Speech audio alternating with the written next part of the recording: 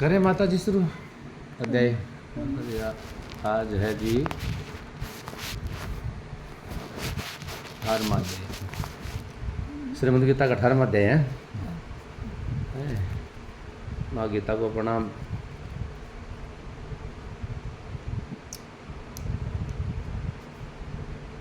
गीता के चरणों में कोटि कोटि प्रणाम।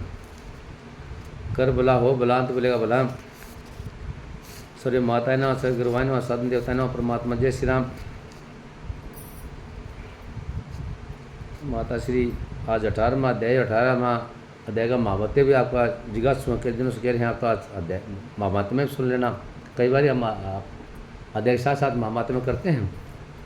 और बोलो कृष्ण भगवान की जय, माँ गीता की जय।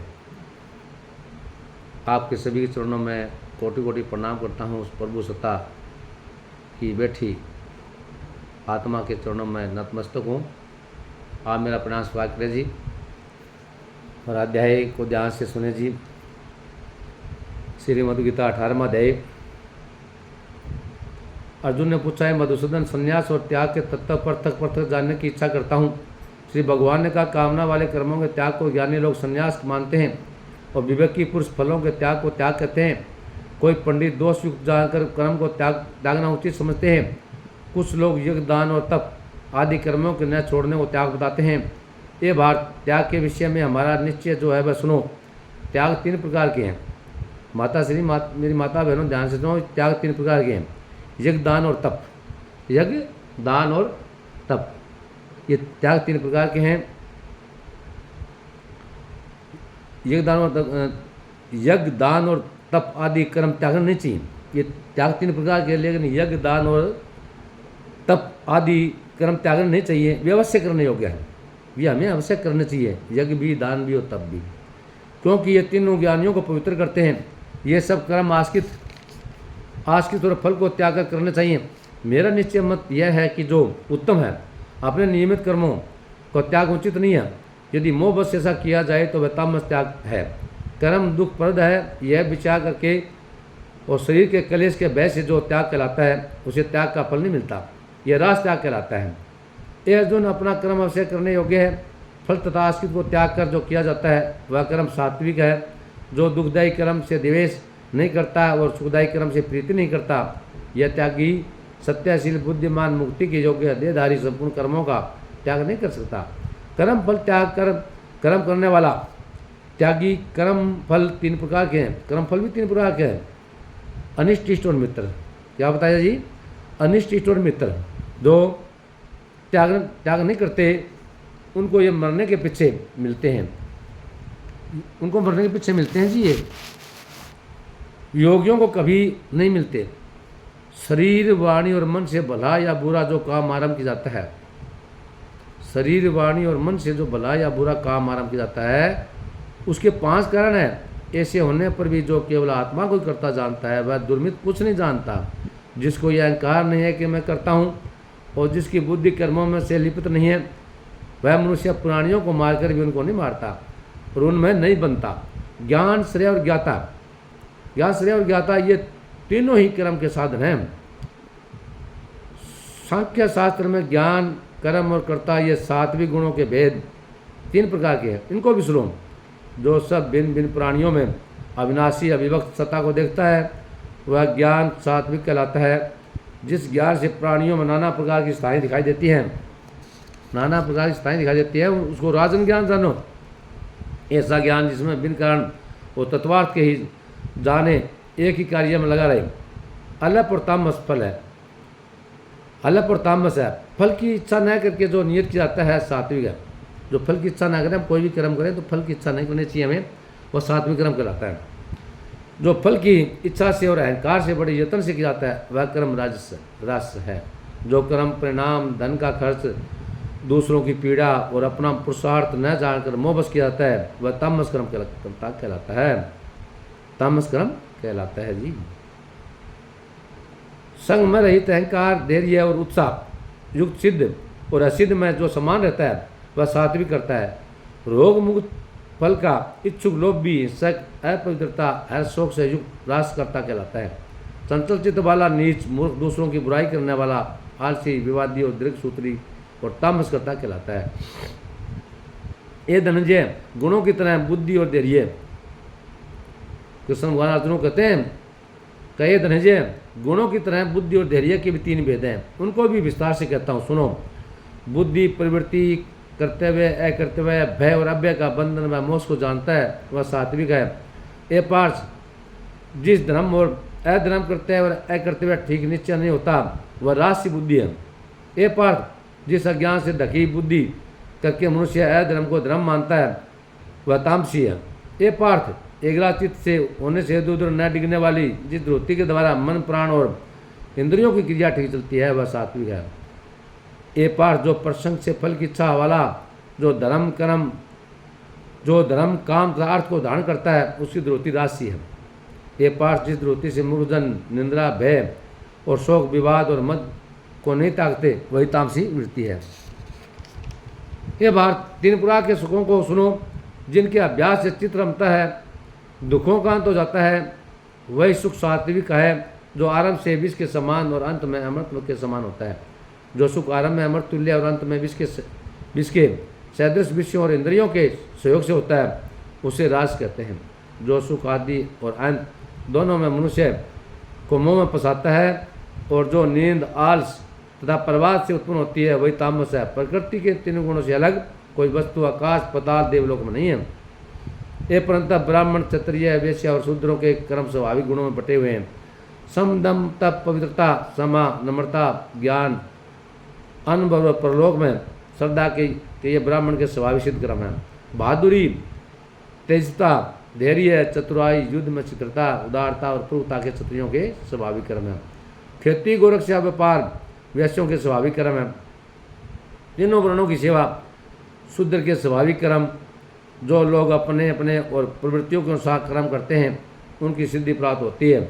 वह सुनो, जिसमें सब प्राणियों की प्रवृत्ति हुई है, जिसने सब जगत का विस्तार किया है, उस ईश्वर को अपने कर्मों के द्वारा आराधना करके मनुष्य सिद्धि को पाता है। दूसरे उत्तम धर्म से अपना धर्म ही श्रेष्ठ है। स्वाभाविक कर्म करने से पाप नहीं लगता। एक उनते दोष युक्त भी स्वाभाविक धर्म का त्याग न करें। सर्वत्र आश्रित को छोड़ने वाला, आत्मा के जीतने वाला इच्छारहित मनुष्य है, संन्यास के द्वारा सर्व कर्म निवृत्त पाकर सिद्धि को पाता है। ये अर्जुन, इस प्रकार का पुरुष सिद्धि को पाता है वह फिर किस तरह ब्रह्मा को प्राप्त होता है, सो मुझसे सुनो। यही इस ज्ञान की प्राणनिष्ठा है। शुद्ध बुद्धि से मुक्त होकर द्रोती द्वारा मन को वश में लाकर शब्दादि विषयों को छोड़कर राग द्वेष से रहित एकांत में रहने वाला, मितारी वाणी और मन को जीतने वाला, नित्य ध्यान युक्त तो विराग्यमान, अहंकार, बल, काम, क्रोध और परिग्रह छोड़कर ममताहीन और शांत मनुष्य ब्रह्मा भाव के योग्य होता है। ब्रह्मा को प्राप्त हुआ पुरुष प्रसिंचित होकर शोक व विलासा को नहीं करता और जीव मात्रा में समदर्शी होकर मुझ में परम भक्ति पाता है। इस प्रकार ज्ञानी मुझ में निवास करने वाला सदैव सब कर्मों को भी करता हुआ मेरी अनुग्रह से अविनाशी सनातन मोक्ष पद को प्राप्त होता है। वैसे ठीक जानता है, तदंतर तत्व से मुझ को जानकर फिर मुझ में ही प्रवेश करता है। सावधानी से अपना मन मुझ में स्थित कर और सब कर्मों को मुझ में ही अर्पण कर बुद्धियों के आश्रय से निरंतर अपने चित्त को मुझ में लगा दे। मेरे चित्त में लगाकर मेरी कृपा सब दुर्गम कष्टों उतर जाओगे। यदि अहंकार से मेरी बात सुनोगे तो नष्ट हो जाओगे। यदि अहंकार का आश्रय लेकर युद्ध नहीं करूँगा ऐसा मानते हो तुम्हारा निश्चय झूठा है, क्योंकि स्वभाव तुम्हें युद्ध में लगाओगा। एक कौनते है जिस कर्म को अब तुम मोह से नहीं करना चाहता वही अपने स्वाभाविक कर्म में बंधा हुआ बेबस होकर करके रहेगा। ये अर्जुन, प्राणियों के हृदय में चितर ईश्वर उनको माया से इस प्रकार भरमा रहा है मानो सब यंत्र पर चढ़े। ये बार सब भावों से उसी कृपा से परम शांति और मुक्ति को पाओगे। यह गुड़ ज्ञान मैंने तुम्हें कहा है, इसे भली भांति विचार कर जैसा चाहते हो वैसा करो। सबसे गुड़ वचन को और सुन, क्योंकि तू मेरा परम मित्र, इससे तेरे हित की कहूँगा। मेरे में मन लगाओ, मेरे भगत हो, मेरा यज्ञ करो और मुझे ही नमस्कार करो।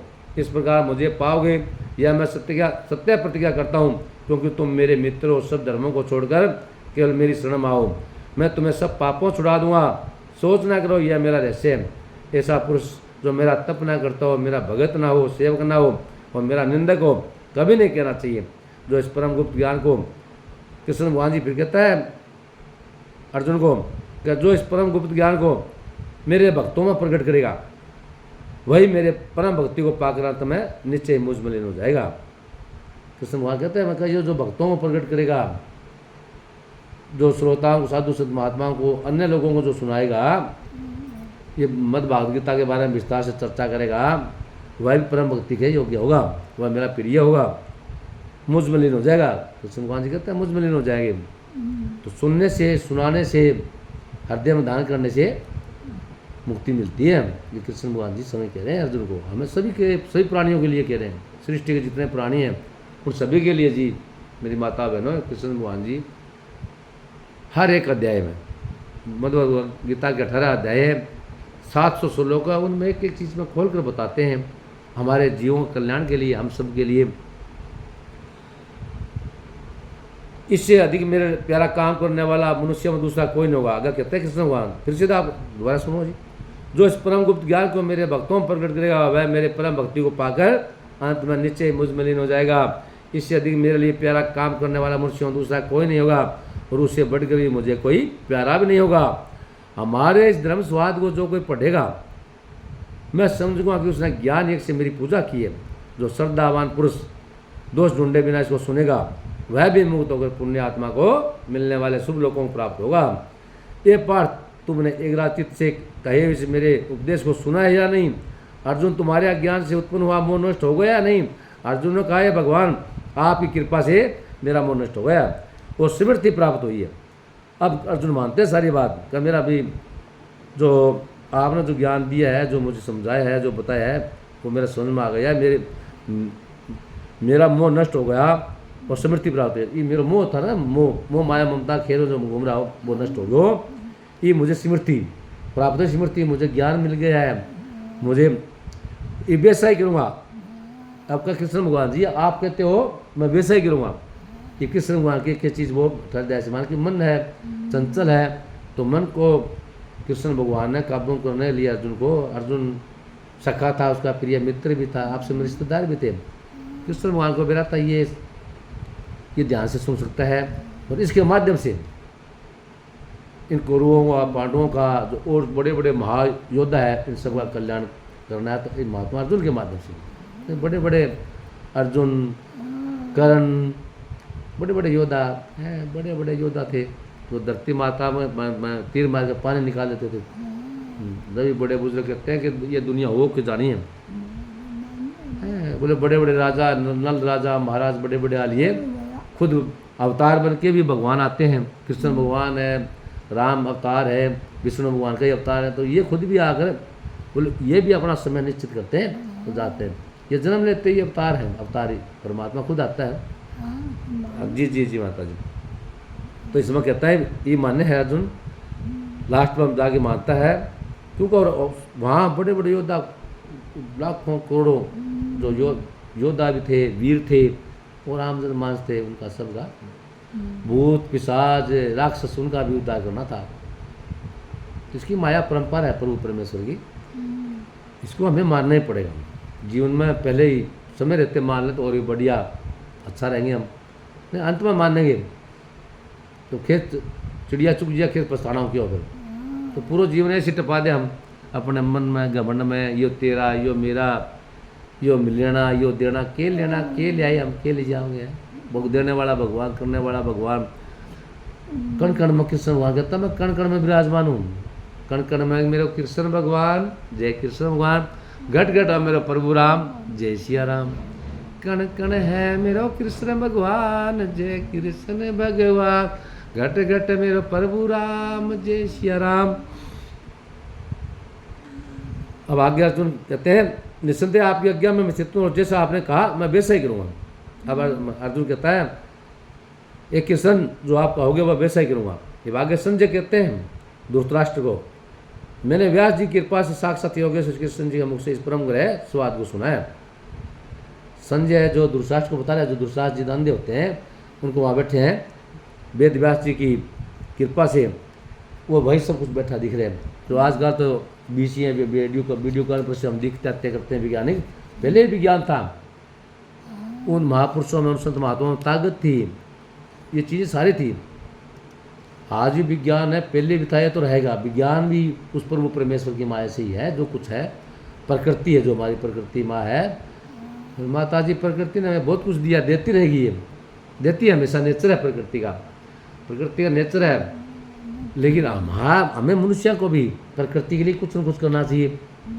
कुछ ज़्यादा ना पेड़ पौधे लगा दें, कोई जन्मदिन पर लगा दें, कोई मरण पर लगा दें, बुढ़ा बुजुर्ग की खुशी में लगा दें, घर में कोई बच्चा जन्मे तो लगा दें, बरसात का मौसम जो भी जरूर लगा दें, लगाना भी चाहिए। हमारे जो पूर्वज हैं, हमारे जो बुजुर्ग लोग पेड़ पौधे लगाए गए हैं, तो आज उनकी हम छाया भी ले रहे हैं, फल भी खा रहे हैं। बरसात भी ये जाते हैं, आंधी तूफानों को भी ये भी रोकते हैं। भैया प्रकृति माँ है, इसकी प्रकृति से हमें छेड़छाड़ नहीं करनी। प्रकृति छेड़छाड़ विपरीत काले विनाश से बुद्धि। तो प्रकृति छेड़छाड़ करते हैं, फिर ये होंगे कि बड़े बड़े तूफान आते हैं, बाढ़ आती है, भूकंप आते हैं। क्यों आते हैं? प्रकृति से जहाँ तरक्की हुई है, जहाँ विज्ञान तरक्की की है, तो विज्ञान के चमत्कार भी हैं और विज्ञान के नुकसान भी है, दोनों चीज़ें।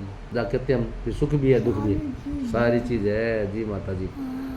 तो कहते हैं राजन, श्री कृष्ण और अर्जुन के अद्भुत, संजय कहते हैं दूसरा गुण, कहे राजन श्री कृष्ण और अर्जुन के अद्भुत पुण्यकारक संवाद को समझ करके मैं बार बार प्रश्न उठता हूँ। श्री कृष्ण भगवान के उस अद्भुत रूप को समझ करके मुझे बड़ा ही बेचैन होता है। ये राजन, मेरी ऐसी धारणा है कि जहाँ योगेश्वर श्री कृष्ण ही है और जहाँ पार्थ है धनुषधारी है, वज्रराज लक्ष्मी है, विजयेश्वरी अटलंती है। अब संजय ये भी कहते हैं धृतराष्ट्र को, बोले ये राजन, राजा को बताते हैं दूसरा राजा जी को, कहे राजन मेरी ऐसी धारणा है कि जहाँ योगेश्वर कृष्ण भगवान और अर्जुन है, पार्थ भी वो अर्जुन ही है। पार्थ कई नाम है इसके, धनंजय है, वीर योद्धा बहुत नाम अर्जुन के। कृष्ण भगवान लाड़ से नाम देता, तो कहता है आगे संजय भी ये कहता है, तो कृष्ण भगवान के साथ में जहाँ पार्थ है, पार्थ धनुषधारी है, पार्थ धनुषधारी अर्जुन धनुष, तो वही राजलक्ष्मी विजय ऐश्वर्य और अटल नीति है। आती श्रीमद गीता सुप्रेश कृष्ण स्वादे संन्यास योगो नामो अष्टोदशो अध्यायो, 18वें अध्याय का महात्म्य। तो श्री नारायण जी बोले, ये लक्ष्मी, अब भगवान विष्णु जी लक्ष्मी जी को बता रहे हैं। जो लक्ष्मी जी माता विष्णु जी पूछती है, और कभी माता विष्णु जी माता लक्ष्मी जी भगवान विष्णु से पूछते हैं, कभी भगवान विष्णु जी माता लक्ष्मी को बताते हैं। इसी तरह माँ पार्वती जी शिव भगवान से पूछती हैं, जो शंका होता है शंका दूर कर दें, तो शिव भगवान माता पार्वती जी बताते हैं मद्भगवत भागवत गीता के बारे में। तो पर माँ विष्णु जो सृष्टि रचता है वो भी मद्भगवत गीता का वर्णन करते हैं, सुनते हैं, सुनाते हैं, आसुवास करते हैं। वो तो महाभारत में बताते हैं, ग्रंथों में बताते हैं, चर्चा होती है, जहाँ बैठे हम साधु संत महात्माओं के पास बैठते हैं, जब मौका मिलता है वहाँ भी मिलता है। कई बार हम महापुरुषों सत्संग में बैठते हैं, वहाँ भी चीज़ें हमें मिलती है। तो अब 18वें अध्याय का महात्म्य है। श्री नारायण जी बोले, लक्ष्मी 18वें अध्याय का महात्म्य सुन। एक समय सुमेर पर्वत और देवलोक में इंद्र अपनी सभाएं लगा बैठा था। उर्वशी नृत्य कर रही थी, बड़ी प्रसन्नता में बैठे। इतने में एक चतुर्भुज रूप जीव को पास ले आए और इंद्र से सब देवताओं के सामने कहा, तू उठ इस विषय बैठने दे। यह सुनकर इंद्र सेन ने कहा, तो इंद्र स्वर्ग का राजा था, सेन कैसे करा? वो अपना आप को तो समझ गया, अपना भी मेरी बेइज्जती होगी।